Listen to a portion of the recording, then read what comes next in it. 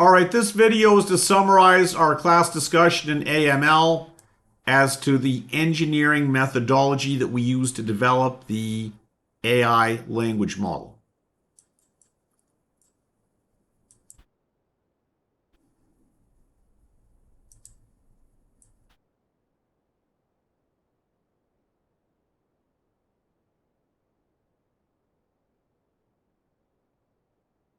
Right, so some of you might have heard of software development lifecycle methodology. And in the course outline, remember it talked about, when we read the course outline, it said about waterfall and iterative. And why it actually mentions that, I'm not sure, because nobody's been doing that for the last 20 years. But let's build up our timeline. So let's examine the software development lifecycle methodology currently in use in the world today by IT development shops all over the world, which is called Unified Process. And I did ask you on week 1, and I hope some of you have done it, although I look at my analytics and I don't think anybody from this class has looked at it even one time. While I can only show you the information, how much you choose to value it is up to you. But I do have a video here I want you to go and watch, please, before the midterm exam. Your quick introduction to Unified Process for the job interview. Because they will ask you, I had a student once, I'm sure it happens many times, but one time I know of because the student called me. She got out of an interview, I think it was Rogers or Fido, and they had asked her, how would you develop a software application if we hired you? And they ask you those questions to try and break your nerve, because that's kind of a ridiculous question to ask a new graduate. However, she called me and said, Peter, I did exactly what you said. I watched your video,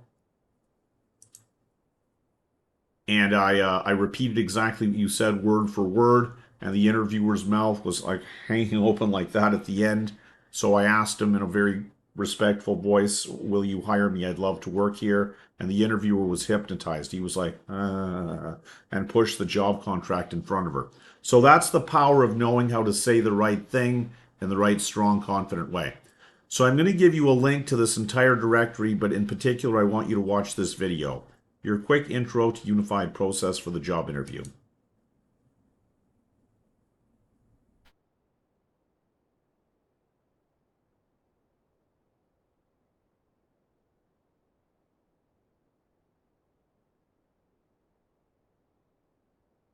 Now, as we said last week, Unified Process came out of the software crisis of the 1970s, and I've talked about the software crisis, and if you cannot answer questions about the software crisis on your midterm, you should know I'm going to be laughing at you when I'm marking your paper.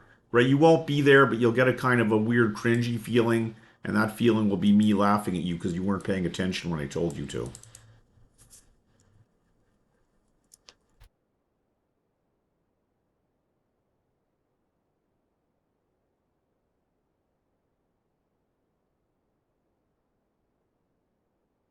And if you go and search throughout your PowerPoint, you're going to find it. There's a couple of good pages on it in here.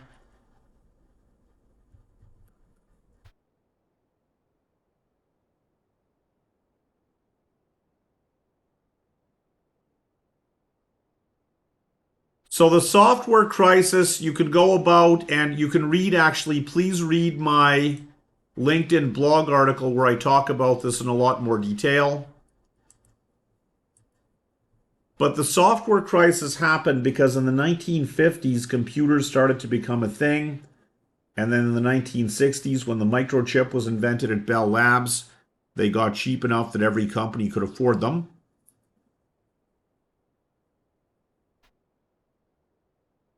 So what happened is that when human beings are encountering or faced with a new thing they've never dealt with before, they look for something in their experience and they try to relate it. They say, well, this might be kind of like this other thing that we know about. So the software crisis happened because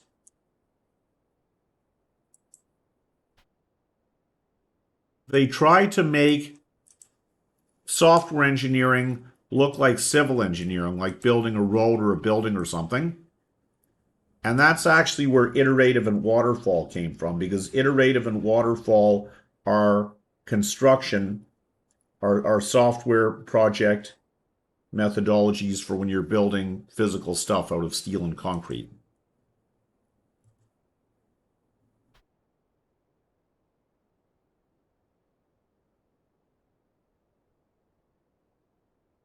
So in the beginning, in the 1960s and 70s, when computers got pervasive, they tried to do software project management look like civil engineering project management.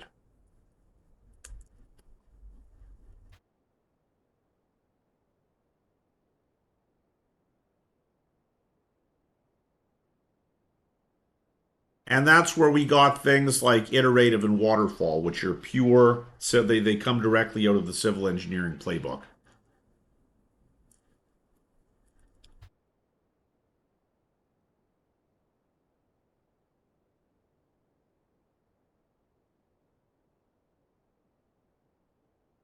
Iterative.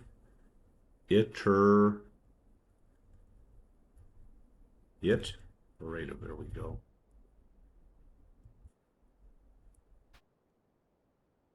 Problem is that there are things about software which are completely different than other kinds of human activities.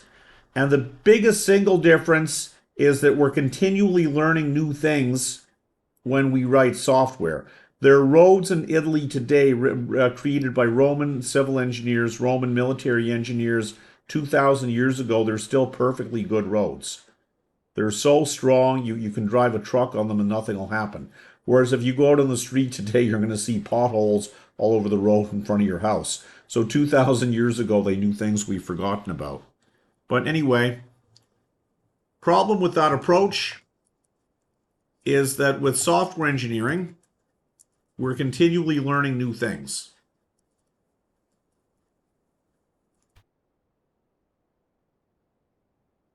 So the developers are learning. And I have another section here, and I have, if you read my LinkedIn blog article, I talk about it more. But the basic thing is the developers are learning more stuff about their tools, and the developers are also learning more stuff about the business domain they're programming for. And the clients are learning more things about what the technology can do for them. And the clients are also discovering new things about the operation of their business domain. Because, of course, we write the software to deliver the business processes of the business domain. So therefore, out of the software crisis of the 70s arose things we talk about today, which is Agile and Scrum. And Agile and Scrum are simply software development team leadership styles which emphasize continual discussions between the team members. That gives rise to the Agile Daily Stand-Up Meeting and things like the Scrum Master. Now, all of this stuff is on your course outline. We read it on week 1. We're not going to spend time on it right now, but it's on your course outline. You are going to be asked about it, and here's going to be the questions you're going to give.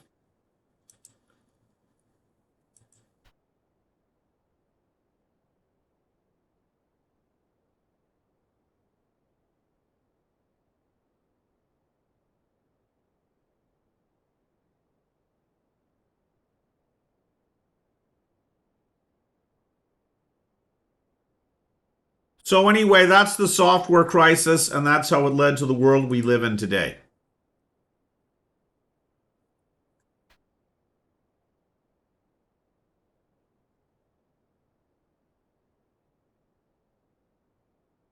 AML 3304 is about building AI applications. What is an AI application? It's a software paradigm that does next token generation or inferential programming. This is programming paradigm 6.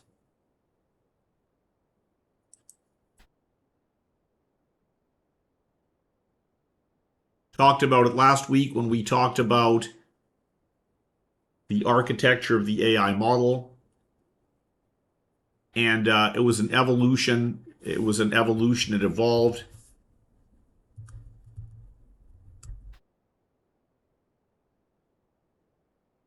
of the previous one we were at of the it's the evolution, the next step from Programming Paradigm 5, object oriented. Go and read my blog article, and I talk about it in great depth there.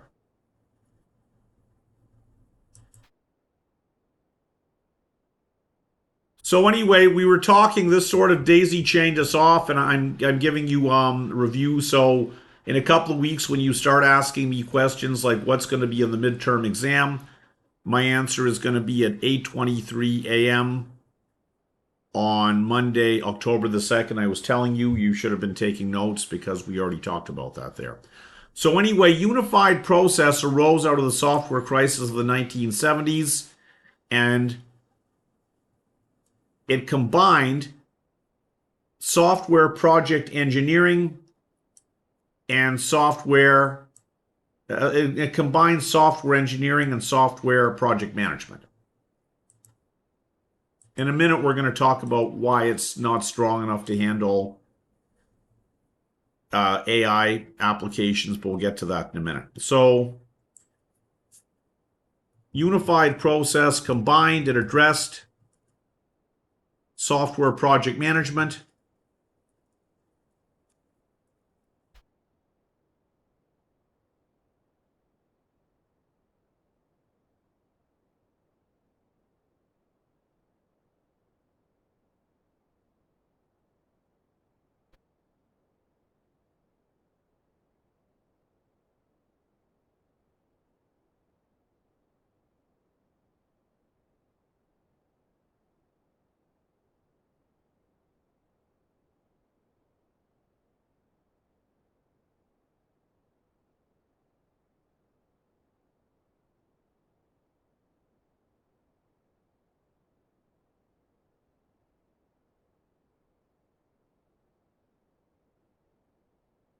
and software engineering.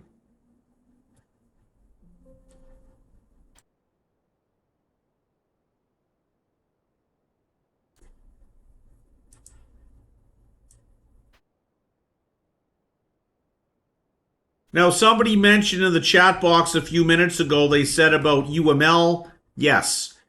Agile and UML, which is the tool of Agile, yeah. So they're wrapped up in here. So this includes elements such as Agile and UML.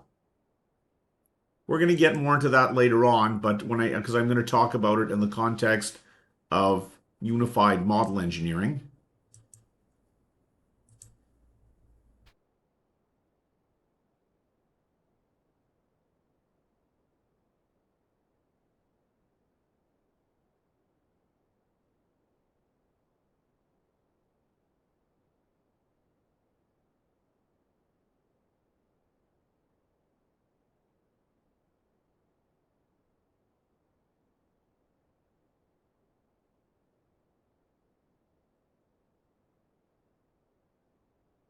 So anyway, all of this is stuff that you need to know because there's no guarantee your first job is going to be working in artificial intelligence model building.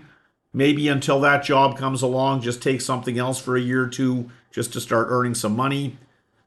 And if you work in a earlier rendition of IT, such as building web applications, for example, you will be using unified process.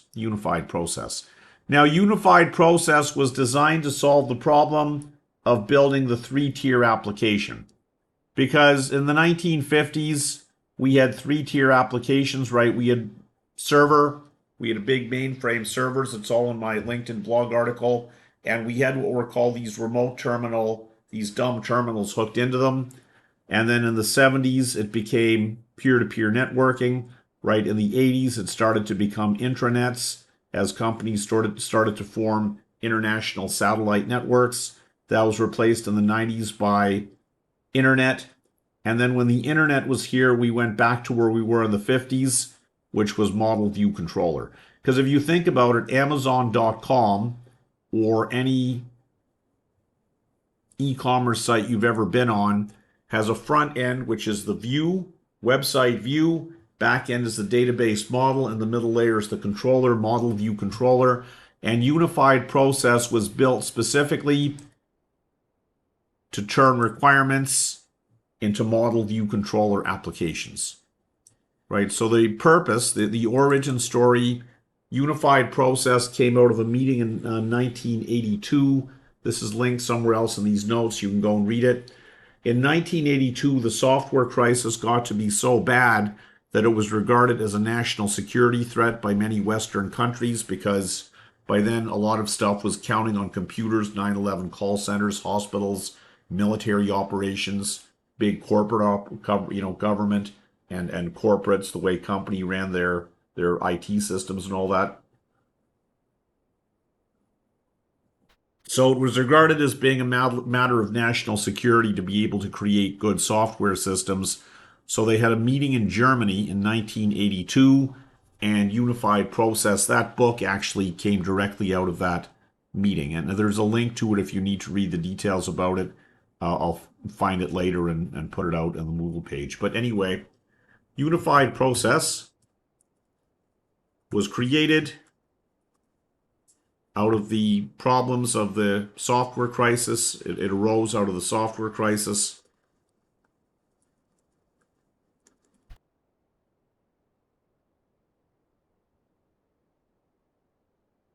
To create model view controller IT architectures.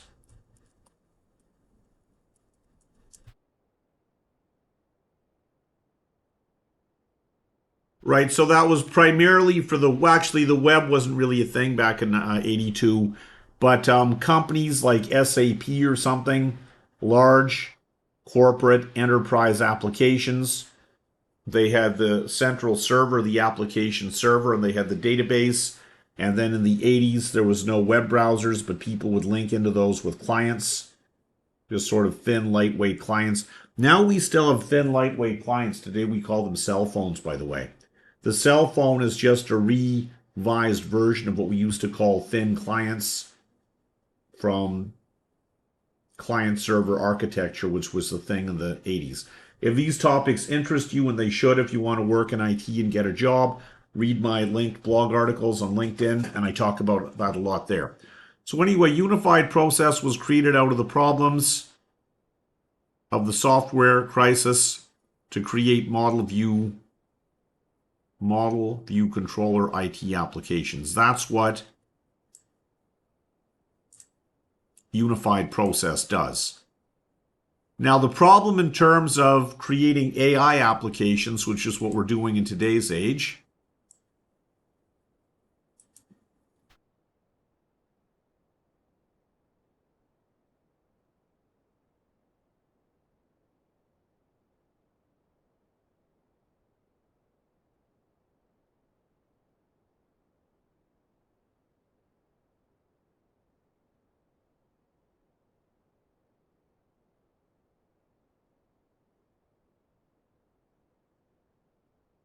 and I'm going to kick this out as our next attendance question, because I spent about an hour talking about this last week. And if I'm going to make myself tired talking about something, I expect you to make a little bit of an effort to take notes on it.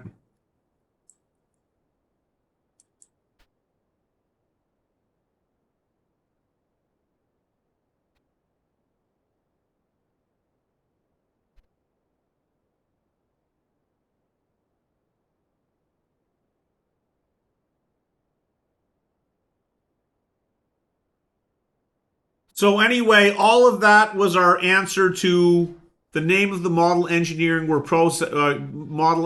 process we're using for AI.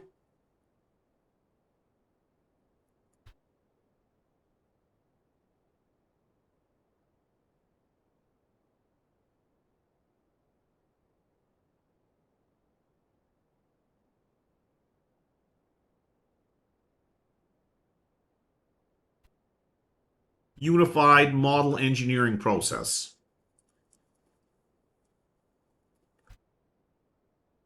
And you can read about it in my book on day one. I kicked out to my link. I'll show it to you later when we're in Moodle. I'm actually writing an entire book based on it, and we're going to be developing and using that material as we get into assignment and project. But as an homage to unified process, I called it the unified model engineering process.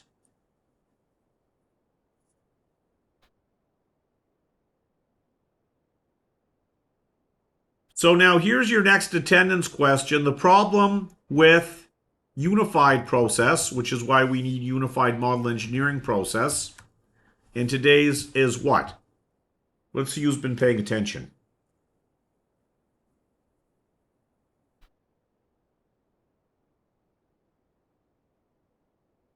Oh, here's somebody coming in with some. Sorry, I wasn't paying attention to the chat. Oh, Mohammed said you say unified process merges agile and waterfall.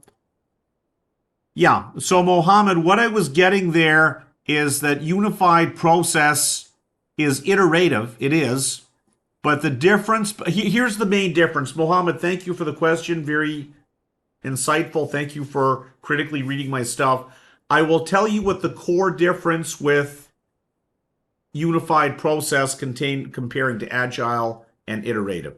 Agile and iterative said that we continually cycle back. So as we're doing some work, we might realize reality is different from our model. So we go back to an earlier stage. So unified process is still iterative, but here's the main thing which makes it, well, actually, yeah, here's the one main thing which makes unified process different. Thanks for the question. Let's go and try and address that.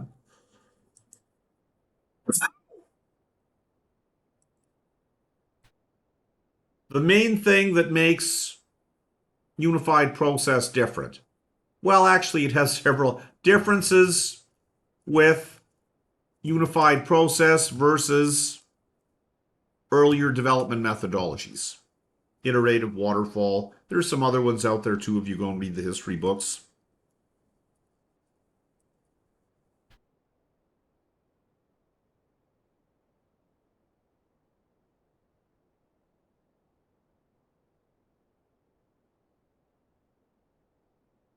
So one of the main ones is that the earlier methodologies, the civil engineering type methodologies,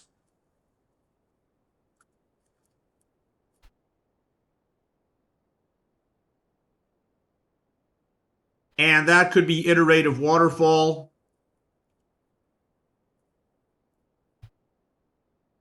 They made an assumption. They had very long, Mohammed, they had very long planning timelines, very long planning timelines.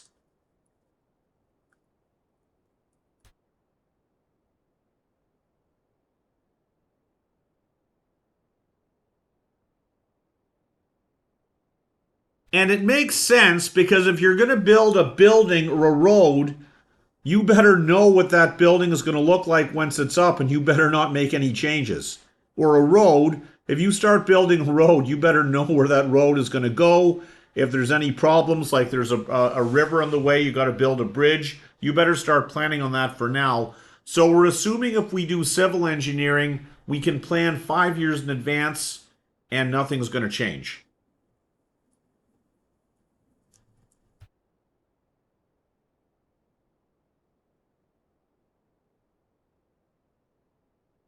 Nothing is going to change. Now, in terms of software development,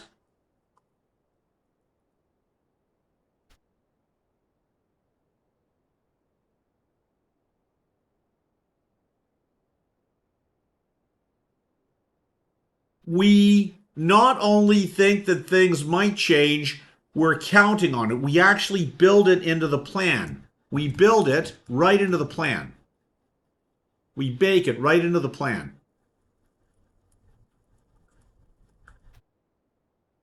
That things will change pretty much multiple times a day.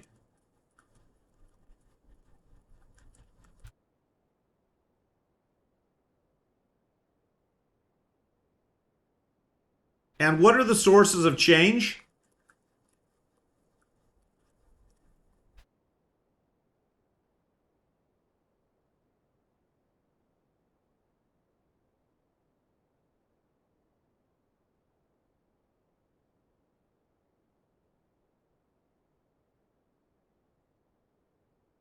So, Gurinder Singh, this is your question now. Gurinder, I want you to share with classmates what are the sources of change in a software development project? What are the sources of change in a software? You've got 5 seconds or we're marking you absent.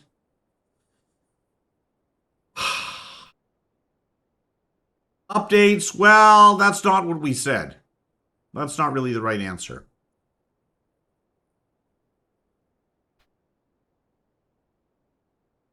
I just talked about it 3 minutes ago.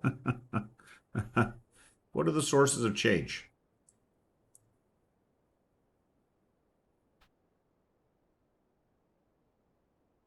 All right, I'm going to mark you as being 0.5 in terms of presence because your body is here, but your brain is not here.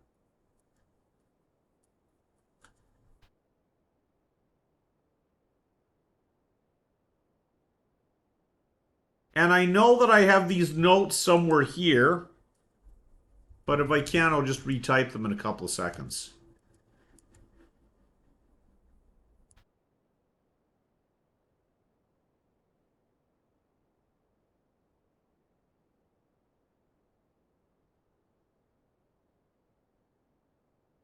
Yeah, I don't know where this stuff is. I'm not going to spend time hunting around, so I'll just retype it right here and use it as a whiteboard lecture.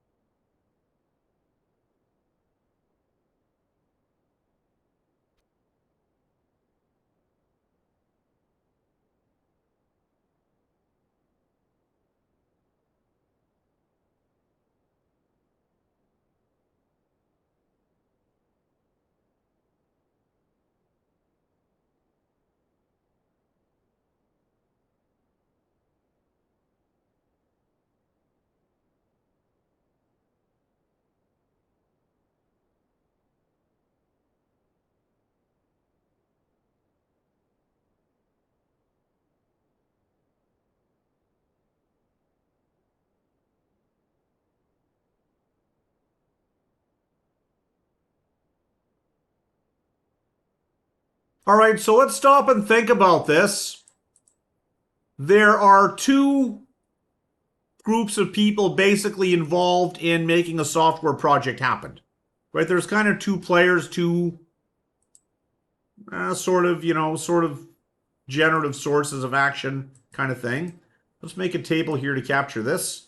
Mohammed, thank you so much for asking me the question because it seems I thought you guys got this last time, but let's reinforce it.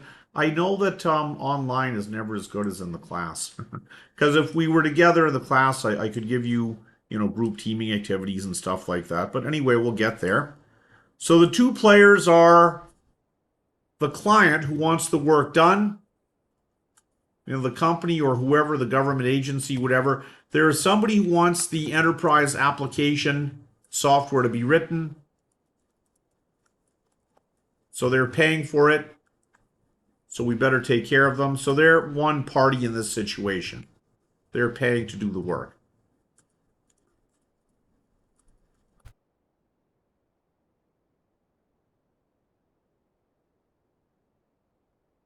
Now, the other party that's involved here is us, which is the developers.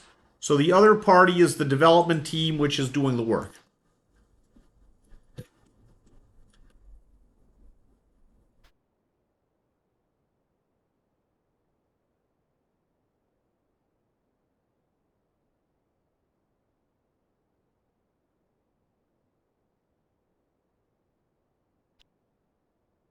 So that's the programmers, the information architects, the business analysts.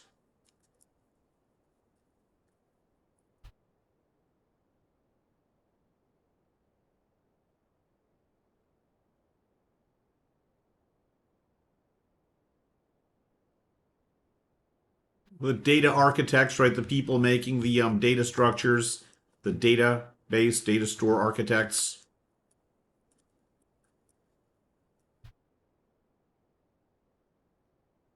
Uh, And of course, the user experience specialist, the people who design the screens and the graphics and all that.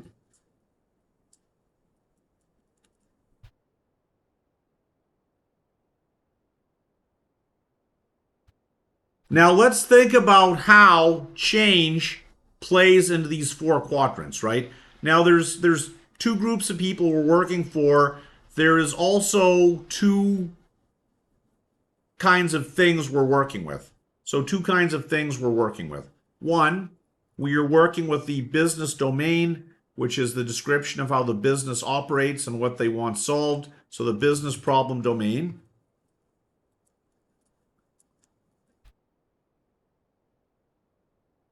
Right, so that is all the business processes and datas and entities, and that's how the business runs. All the constituents that run the business.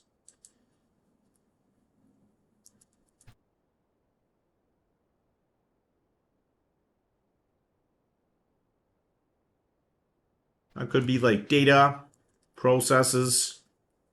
It could also include things like legal regulations if it's kind of a regulated field like resource mining or something, financial considerations, government or industry regulations, legal regulations, financial aspects, industry standards, all those things that it takes to run the business has to be factored into account when we build the enterprise application. Now, the other thing that exists here is the tools, right? So there's the tools, the software tools, the databases, the programming languages, the networks, the hardware, all that stuff. The tool chains we use to create the enterprise application. Now, here are sources of change in an IT project.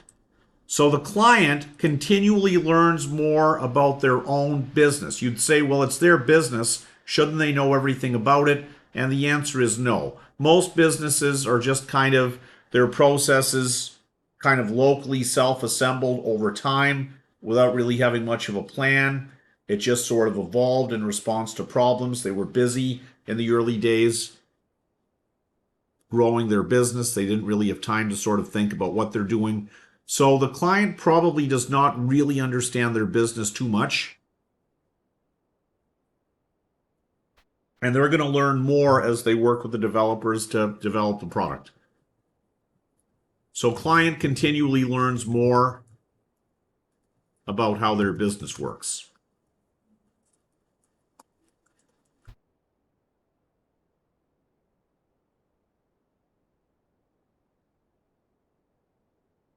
And similarly, the development team also learns more about the business because the business analysts who in unified process, they go and gather user stories and they figure out what's going on. The development team also is continually refining and developing surfacing new insights into how the business domain works. Development team continually surfaces new insights.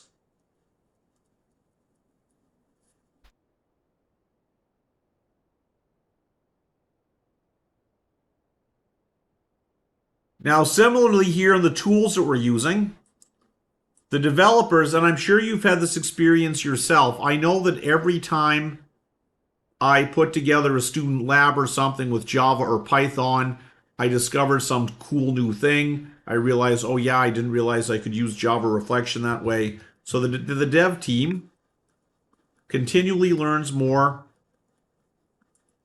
about how their tools work. And you're going to see this yourself at work. You're going to spend Thursday and Friday trying to figure out how to write code to process the data in a certain way. Then Monday morning, somebody's going to walk in and say they watched a YouTube video about MongoDB last night, and MongoDB would be a much better way to model the data than SQL. And then you change your data model to use documents instead of SQL tables. Now all of a sudden your problem has gone away. So the development team continually learn more about how their tools work. And similarly, the clients also learn more.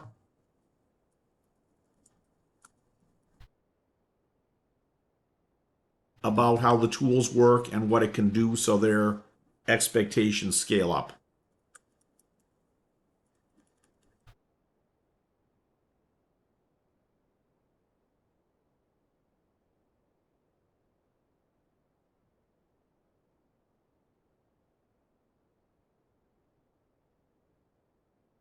In fact, there's a thing in Agile which is called pair programming. Pair programming says that we put a developer and a client, right? They sit beside each other, and the developer explains what they're doing. They say, I'm doing this and that. The interface screen is going to look like this and that. And then the client's going to go, yeah, that doesn't really work for us. We really don't do it that way in the office. We do it this other way, so you make it work this other way instead? And the developer says, sure. And the goal of pair programming is, instead of doing the code wrong and then letting the test team fix it, you get the client, you shift left, it's called. You do a shift left, you bring the client as close as possible to the development arena, so the client can provide input right at the point of contact at which the code is being written, so the code which is being written the first time is right the first time. Unlike in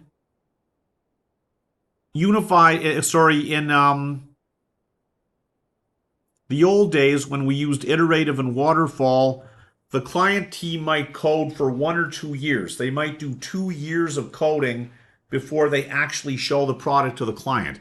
And do you actually remember what you were doing 2 years ago? I have no idea what I was doing 2 years ago. So if I show a software product to somebody based on requirements they made 2 years ago, they're going to look at it and go, well, I have no clue. Like, what does this mean? I don't even remember. Is this what I asked for? I don't even remember anything about this.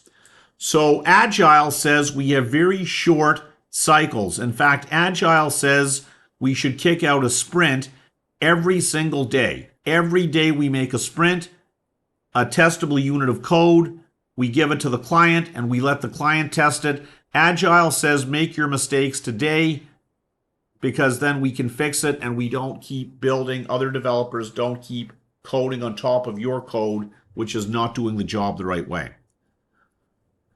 So the unique things, the things which are unique about Unified Process, are that we have very short development cycles, and we embrace the knowledge principle. We get all the developers, all the stakeholders, all the clients sitting together sharing knowledge, so we pool knowledge as quickly as possible. We kick out testable units of code every day. We have very short development cycles, and we have all of our people involved in any aspect of developing the application. We have them talking to each other every single day, and that's called the daily Agile stand-up meeting.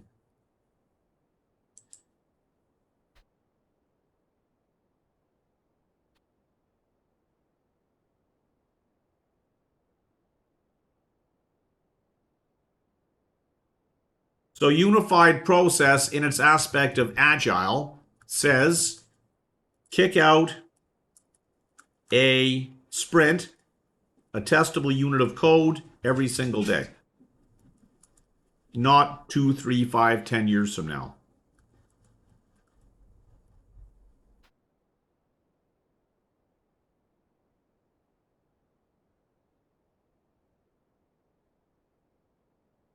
Agile also says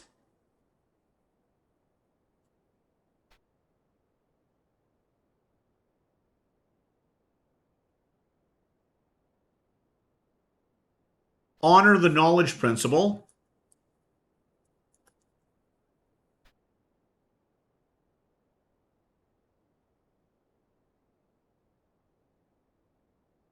And have all of the people involved, all of the stakeholders, all the developers and clients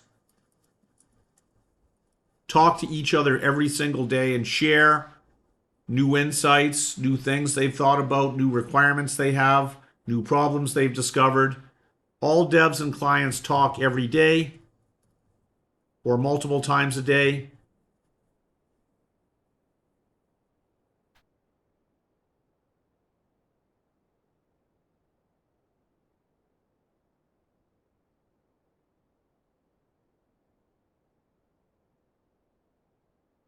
and share knowledge. And this is called the Daily Agile Stand-Up Meeting.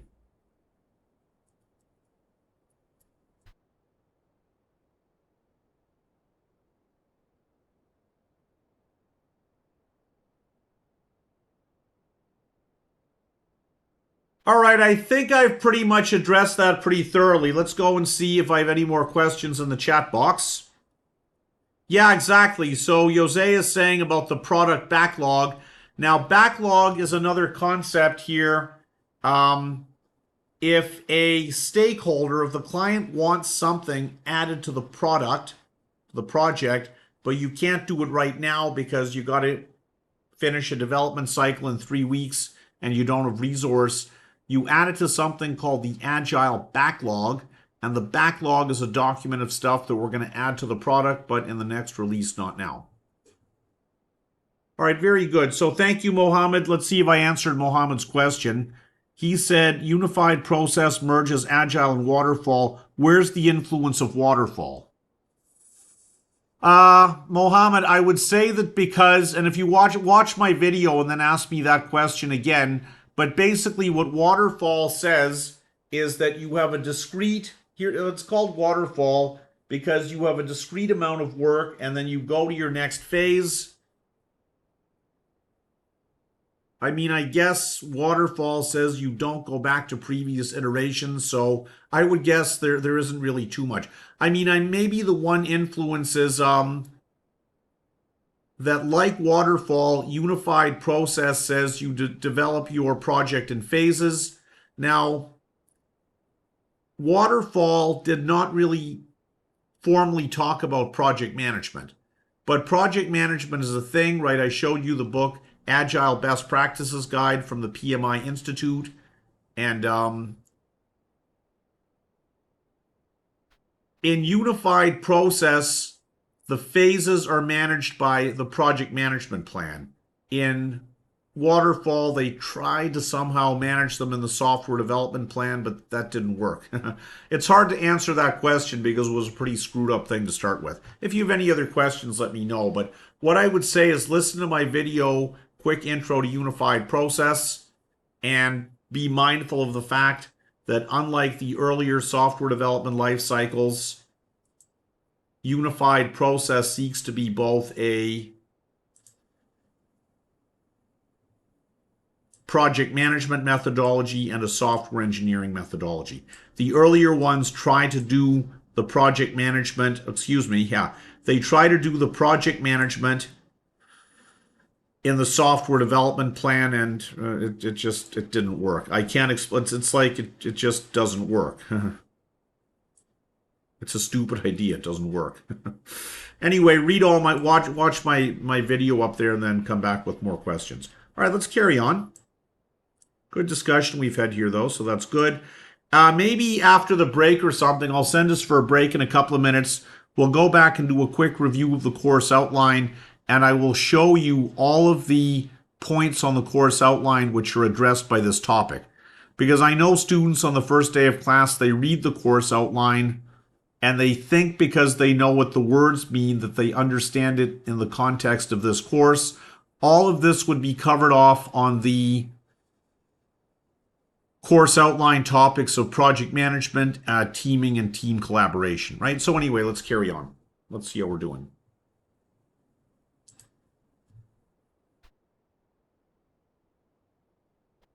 Oh yeah, let me finish answering my own question here. So we cannot use unified process for AI model development. I was going to ask this in attendance review question, but we got to move ahead, right? Because I spent more time than I meant to on this. So we got to finish this off and get forward with today's topic, which is word embeddings. UP is organized. It's designed to create, to output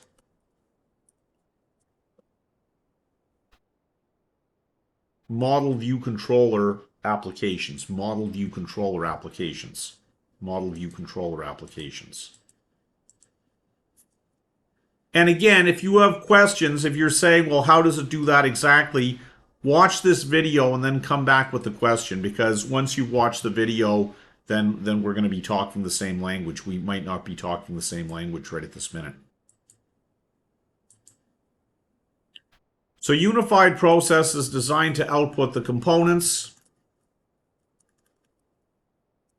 of the model view controller architecture.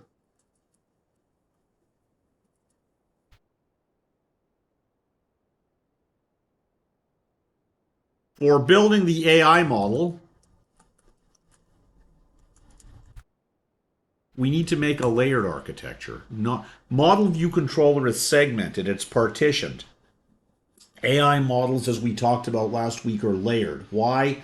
Because we need backward propagation and forward propagation to attain our goals of training, of doing Bayesian training from our training set to create our tree, our semantic tree of tokens. For building the AI model, we need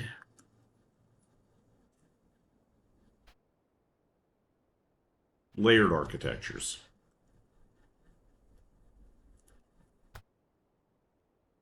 which unified process just does not do. So therefore, I created my own one, which is in your book, which I'll talk about later because I want to move ahead now. But that's the short answer to that. And actually, maybe just quickly, I'll show you the book just so we can close this off before we go for break. So if you go to your Moodle page,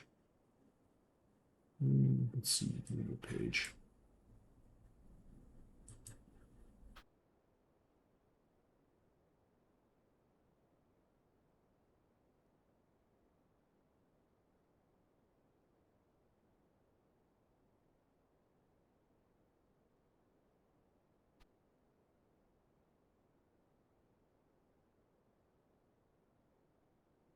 Oh, actually, I guess I can turn off my Camtasia recording now. I was doing all this all in Camtasia.